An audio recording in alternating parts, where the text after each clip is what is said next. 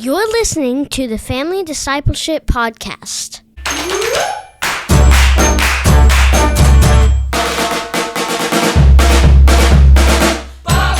Welcome to the Family Discipleship Podcast. We're here to equip and encourage Christian parents to lead their families, and we are now posting every other Monday all year long. This is Adam Griffin, and I'm here with my co-host, Cassie Bryant. Cassie, I don't think I know this about you. Did you grow up in a liturgical church background? No. What was your background? Southern Baptist, First Baptist, Wichita Falls. First Baptist, Wichita Falls. What was your first familiarity with more like a liturgical church? What was that super strange to you? Incorporated later? It was going to a Maundy Thursday service at PCPC with a bunch of the village staff back in the day. We would kind of all load up from Flower Mound and then head down. And it was so moving and so powerful and anchoring and all of these things. And then eventually down at the Dallas campus, and Adam, you'll know this because we worked together there. Yeah. We incorporated some liturgy into our gathering. We have a prayer of benediction and a song that we sing at the end, but then also in some other spaces. We have in our women's Bible class at Northway, we have a liturgy that we read before we get started. And so it's definitely been something that even though we're still Southern Baptist, we remain kind of in pursuit, I think, of some of that. I don't know how to describe it, I guess, but some of that practice and and kind of seeking to be anchored by a corporate saying or a corporate prayer together. That's so funny. So I grew up Lutheran, and in the Lutheran church, super liturgical, and we studied, why did Luther love liturgy? And it was overcoming some of the professionalism of church to involve the congregation in worship, this kind of a call and response, a church calendar. And so maybe for you, Cassie, something like Maundy Thursday was super refreshing. For me, something like the village church where we used to work was super refreshing because I had grown up around all of this that had almost become rote. And then once I was in it for a while, something like the village, then liturgy again became something super refreshing to me. What I'm so excited about today, Cassie, is speaking of refreshing.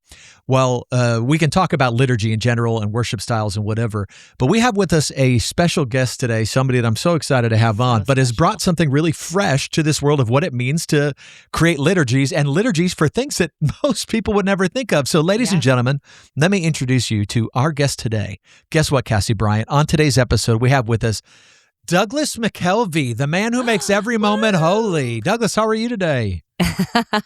Doing well. Thank you, Adam. Great. The man who makes every moment holy. Even this one somehow. We have the coffee one up at our coffee station when we make pour-overs or espresso. I've given the diaper changing one to many young mothers. Nice. Do you cut it out of the book, Cassie, or did you type? No, they have prints that you can order and frame. Nice. They're beautiful. That's nice. And then we have buried a few animals, not pets, but a bird that has passed or, that. And my girls are very distraught. And so we have used the one for the loss, I think it's a loss of a living thing or I can't remember the exact title of it, but that's kind of become one of our everys and always whenever we find a dead creature, to honor its life before God. So we love your resource, great. Mr. McKelvey. So for those who are less familiar, maybe you're starting to get a picture of this, but Douglas has written so many just beautiful liturgies to invite you into considering what the Lord is up to in a specific moment that maybe would not be something that you typically consider. So, Douglas, I'd love it. Before we jump into those resources and the newest one in particular, maybe you could tell us just a little bit about you and about your family. Yeah. I grew up in East Texas in Longview. I know it well. Moved to Nashville in the early 90s. Shortly after that, my wife and I got married. She moved from Austin to Nashville. And I went down a meandering path for decades that involved being a song lyricist as my primary vocation for a while, and then kind of moved into some screenwriting and video work, books here and there along the way. So it was all a very meandering, kind of unpredictable path that led me to the point where, as I approached 50 years old, I found myself writing these prayers for everyday moments. But along the way, my wife and I had 3 daughters. All of them are adults now. So now we have 4 grandkids. Wow. And 3 of those grandkids are temporarily living with us, with their parents. They are between houses. So that's a kind of a joy just to have this season to get to know my grandkids on kind of a day-to-day basis, more like you do with your children, being in the house constantly with you. So that's the short version.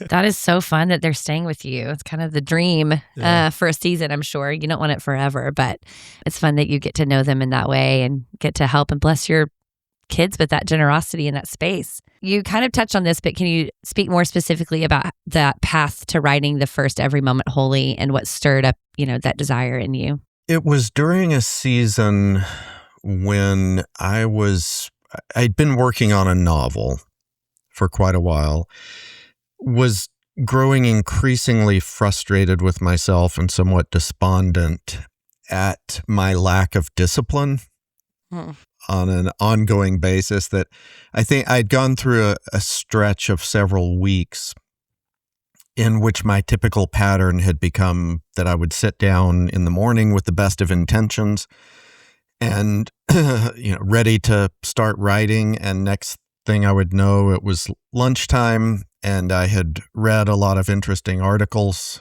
in the news and responded to a lot of emails and texts and had never opened the document. And finally, I was frustrated enough with my own lack of discipline in that regard and stewardship that I just thought, I need something that would help to focus me, that would help to reorient me to this bigger story that God is telling that I'm a part of. And that these moments and hours of my life, the stewardship of these gifts, the reasons for doing what I'm doing and for making better decisions, that my heart and mind need that kind of reorientation. So I thought, well, I'll write a prayer. I'll write a prayer for fiction writing that might serve to reorient me to my relationship to my Creator and to my stewardship of whatever talents I've been given and the time, these hours that are in front of me and my stewardship of those, and also to reorient me toward remembering the people that I hope to somehow serve by what I might create in these hours that are in front of me. So it was, at that point, it was just on a whim that I thought, okay, and I'll do this prayer with a liturgical structure.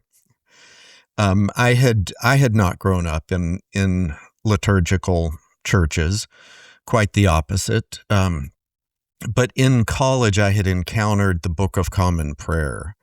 And in that, I found something that had this hundreds of years history of distillation of scriptural truth into prayers that also seem to reflect an appreciation for the beauty of the spoken word, for the rhythm and cadence, and for the poetry of the images that were used. And so I had very much responded just on an instinctive level to both of those things in the Book of Common Prayer. So I had bought a copy of that, and I wasn't attending a liturgical church at that time in my life either, but things that I encountered in the Book of Common Prayer began to shape me. They would stick in my mind such that it would begin to shape my theology in the years that followed. So I recognized the power of that. But more than that, it was really just for the poetic challenge of it to impose a structure on what I was about to write. So I wrote a liturgy for fiction writers, and I sent that to my friend Andrew Peterson, who a lot of your audience is probably familiar with his Wing Feather books, or with his songwriting and Behold the Lamb tour and those sorts of things. And we were about to do session together at a conference, and the session had to do with storytelling. So I just sent that to him thinking, oh, maybe this would be an interesting way for us to end that session, to have everyone pray through this together. And it was his response that immediately just expanded my vision for what this might be.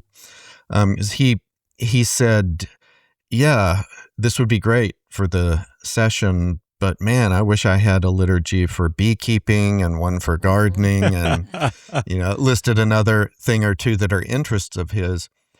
And it was just him saying that kind of offhanded comment that made me realize, oh, yeah, there is something in this model that is not just a novelty kind of thing that might be meaningful to me in this context, but there's something in this model that could be a shaping and discipling resource that would serve the body of Christ more broadly.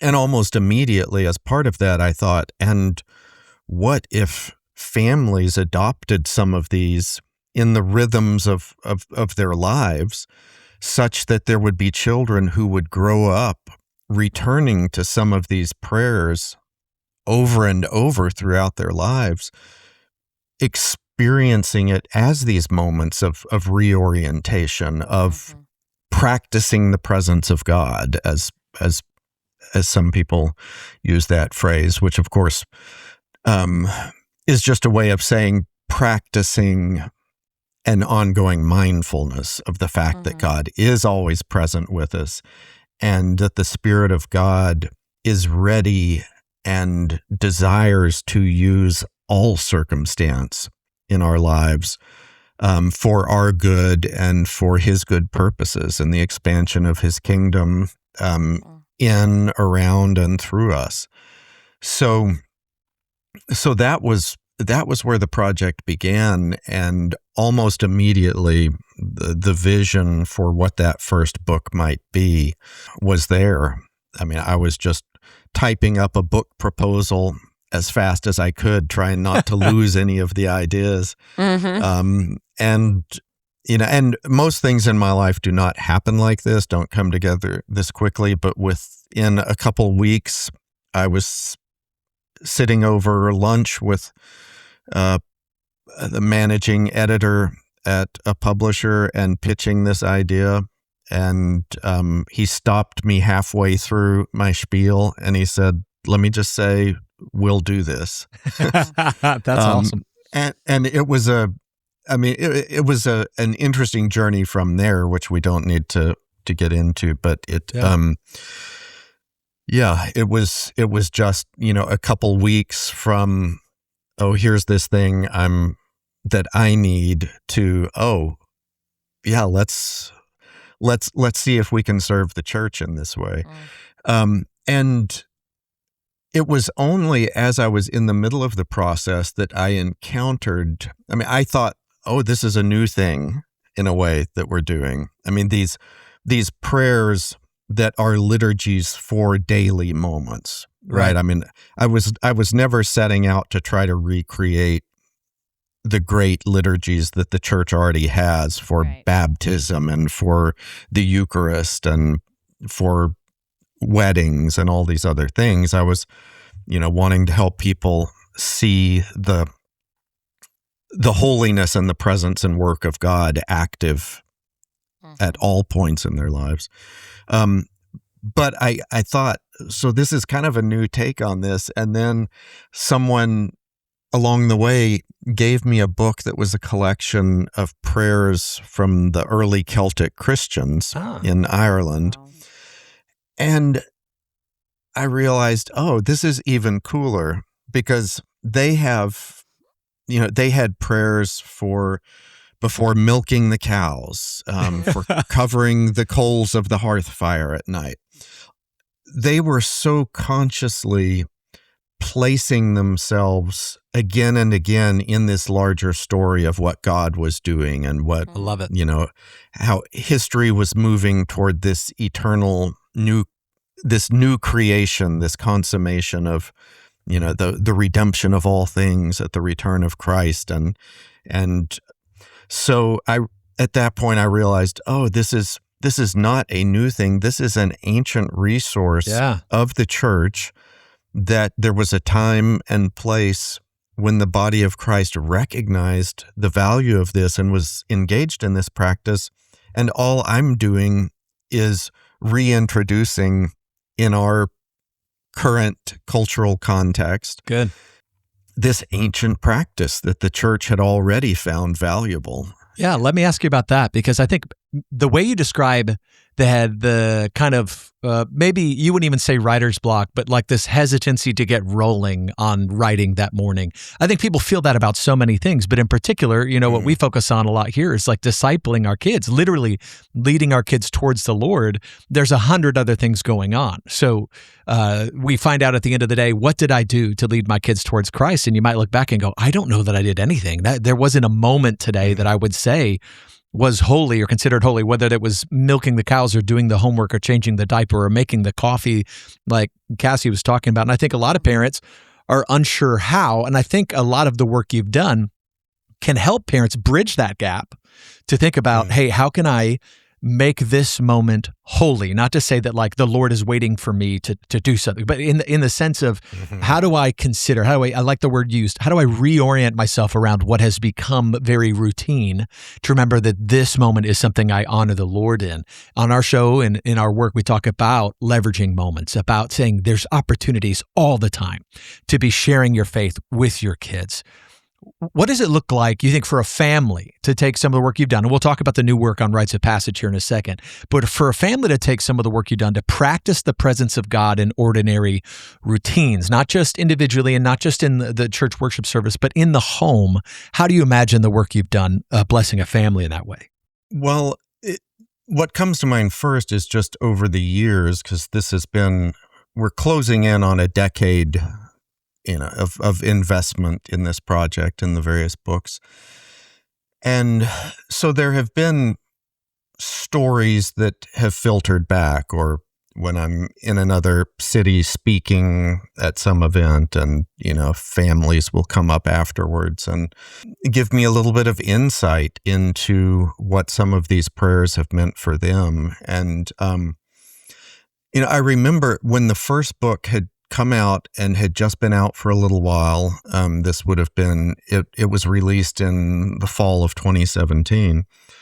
And my wife and I were traveling to some homeschooling conventions, and we were representing Rabbit Room Press, which is the publisher that publishes the Every Moment Holy book, but a lot of other great resources amongst the books they publish as well. So we were sitting in those booths and talking to lots of homeschooling families, and the first Every Moment Holy had only been out for maybe 3 months, something like that. I don't know, maybe a little longer.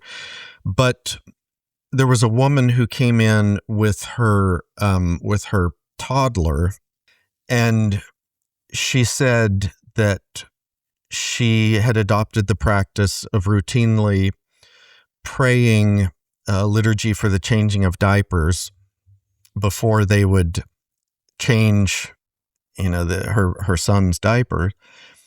And she said that that when he knew his diaper needed to be changed, now he would go grab the Every Moment Holy book off the shelf and bring that to her, and that he called it his book. Oh, that's sweet. So, that was just an anecdotal thing, but it was my first insight into, okay, there is something here that there are families that are making some of these prayers a natural part. They have an existing rhythm to their lives, and Right. They're finding that some of these prayers can fit into that. That's right. And then begin to serve as those reorienting reminders as they're moving through their days and their weeks and their months. There's a prayer in the first book that's a liturgy for the loss of electricity. And for some reason, when I was working on that particular prayer, I just thought this would be really cool if it was, a kid in the family who, when the lightning strikes and the electricity goes off, is the one who remembers, oh, can we do that prayer? There's a prayer for that. And it wasn't very many months after the release of the first book when I met a family who related a story like that it was maybe their 8-year-old, something like that, who, when the electricity went out, I love that, remembered, oh, there's a prayer. There's a prayer for this moment. Can we do that? Yeah. And so as a family, they prayed through that liturgical prayer together. Yeah, I think that it's, we teach our kids all the time that God wants to talk with you throughout the day. And I think for so long of even my own childhood, it was like we pray before meals, we pray at church, we pray at bedtime. So there were kind of maybe these anchor points in the day.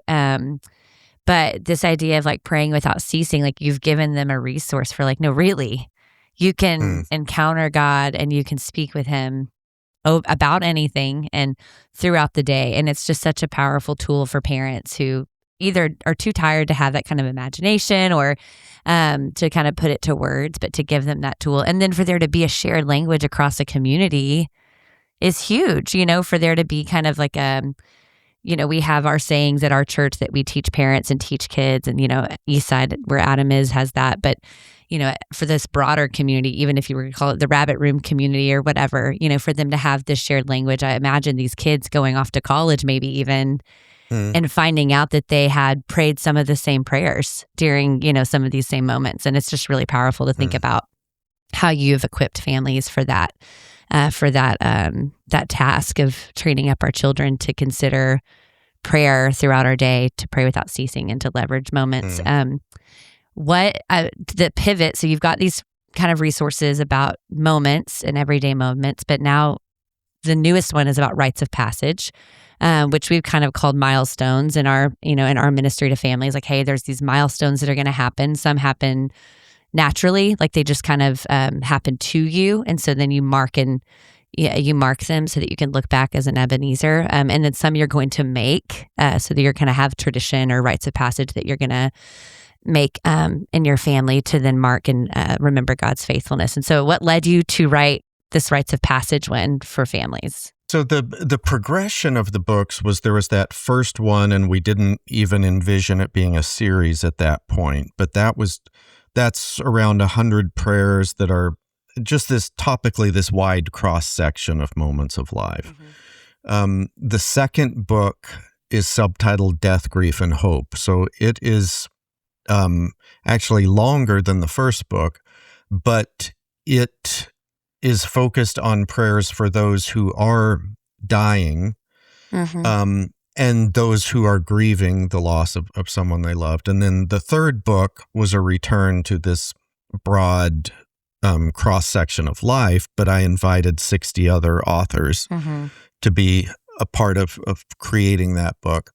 And then this new one, Rites of Passage, though it looks like it's the shortest one, it's actually the longest book in terms of the amount of text in it. It's just we went to a different format, smaller book, double columns of text, and smaller point size because, college age kids can read smaller print than those of us who are over 50. So this one is kind of a hybrid in that it is a broad cross section of life in terms of the topics of the 150 prayers that are in it, but they are all ones that are topically very pertinent to young people, I would say between the ages of 16 and 27 maybe, who are engaged in that process of transition into adulthood, to, establishing their own lives, to going to college, entering the workforce, dating, dealing with, getting your first apartment or dorm room, just all of these sorts of things, dealing with anxiety, There's a liturgy for before doom scrolling. That's my favorite. That's the one I've got sitting in front of me right now.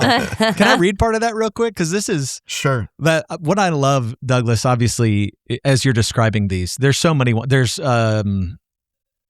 for somebody who's unfamiliar, it may seem random almost, but it truly is saying like there are so many things that are happening to you in any of these books. You're saying there's so many things that are happening around you, and every one of them is an opportunity to reorient yourself to a God who's with you right now. And so I love like the breakout of acne. You have a prayer for your first date, a prayer for your third date. I don't know why we skipped the second date prayer, but maybe it's out there somewhere. But there's a first date and a third date prayer. But this one before doom scrolling, let me just read a sample for somebody who's maybe unfamiliar. I'm going to read just the middle of it. It's a little bit longer than this, but it says, which, by the way, I think it's fascinating that you said this is before doom scrolling. It's not, I just doom scrolled here, I'm going to reflect. This is, hey, I'm about to do something that probably isn't good for me, and I'm going to start with this liturgy, which is fascinating. I'd love to hear you explain that, but you say, I know this is not a healthy space to habitually inhabit, but the promise of such an easy and instant gratification is almost irresistible. Even so, I know this pattern needs to change, for what will become of my heart if it marinates indefinitely in such a toxic stew? And of course it goes on, and you have scriptures that are aligned with it as well. It's not all like this hopeless liturgy of like, hey, God, I'm about to do something I shouldn't do, but it's real. Like there's a realness to this because you know that this is the generation that we're addressing, whether it's a teenager or it's a college student. And I know maybe for a parent, it's hard to imagine their kid pulling out a book to go, hey, I'm about to doom scroll. I'm going to just real quick do this prayer. But you are addressing that as well as, acne, dating, technology, all these other things. I would love it. Is there one that sticks out to you from the rites of passage? You'd say, this is my favorite, or this is the one that maybe is rooted in your own experience as somebody who was growing up, or your own experience as a parent? What are the highlights that when you look through this, they stick out to you? There are a couple that come to mind. The first is, well, it's more that there are probably two prayers. A liturgy for the holy ordering of affection. And then there's one that is maybe 10 or 12 parts that is meditations. Well, there's one that's for the heart pursued by God, and then meditations for those who are beginning to believe. And so all of those prayers are sort of in the same constellation. And those are drawn from my own experience as a 16-year-old. The summer of my 16th year, the Spirit of God began stirring my heart. Like I was seeing something that I wanted. I was awakening to the reality that there was something more to this, following Jesus than I had realized. And that there was this wild and beautiful shepherd who was beckoning me to leave, the things that I wanted and to, with reckless abandon, follow him wherever he would lead, without any certainty of where that might be, but only the promise of his presence to be with me. And so, but the tension was that I was 16 and there were some things I wanted. There were things I wanted from my life then and down the road.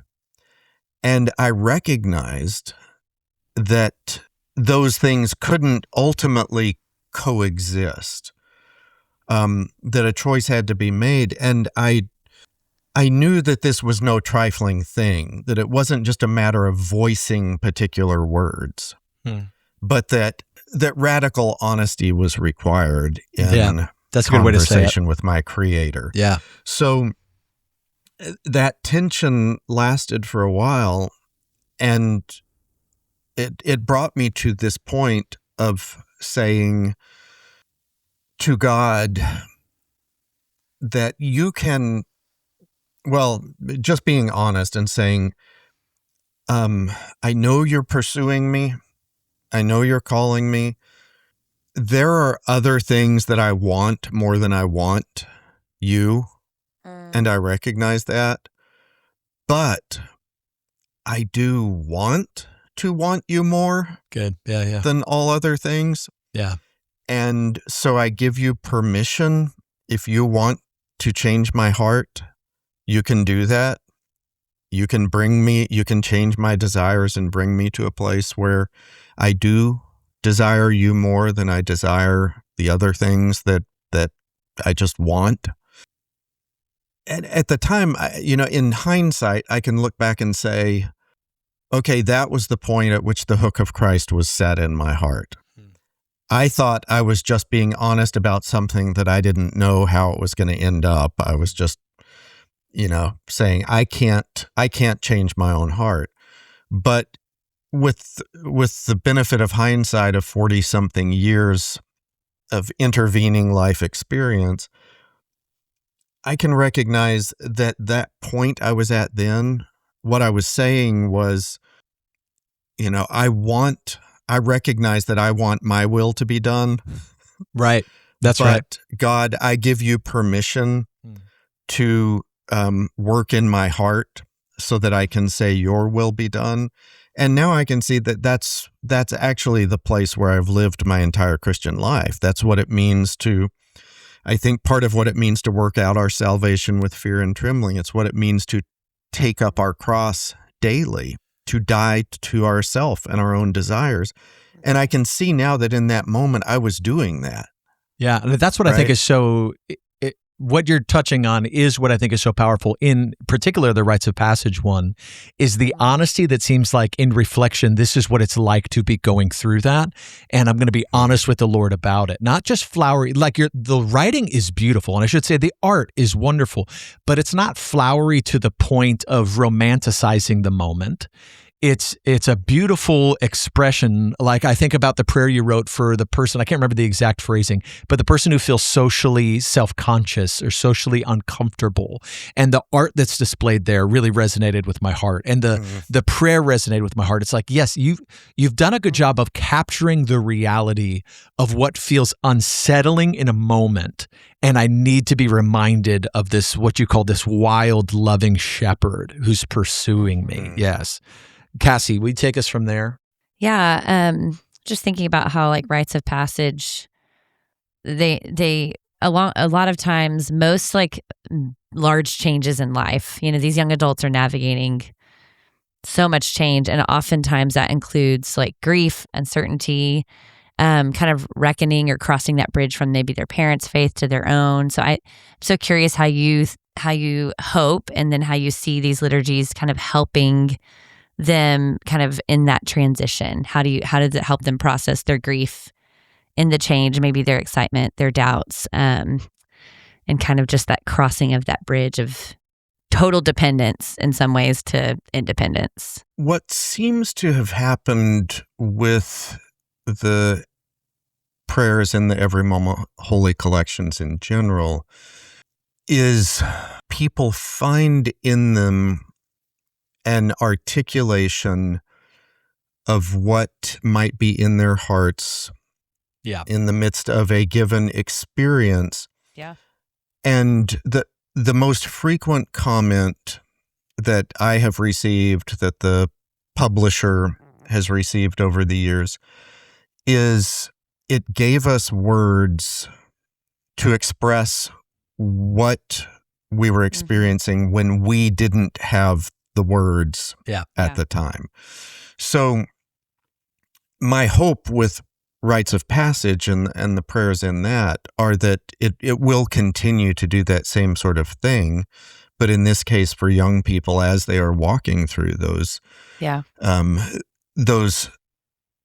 particular struggles and difficult seasons, but also the celebrations, right? That it's easy for us to let some of those, I mean, a liturgy for feasting with friends. I love that one. Is in rites of passage.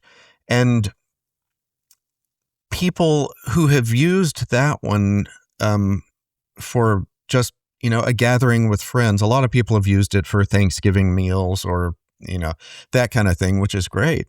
But there have been people who have told me, hey, I just, made a dinner for 6 of my friends, and we read this prayer together before we ate, and it just changed the entire tone of the evening, the perspective, to be reminded that, that what we are enjoying here is this forward rippling echo of the joy of the wedding feast of the Lamb that's to come, that what we are delighting in the good food and the fellowship and the laughter and the shared stories and, maybe tears are part of it. But that's all leaning forward into the new creation, the wedding supper of the Lamb, our seat at that table, in which in Christ all of these things we long for and all of these things that we enjoy as the good gifts that they are in this life.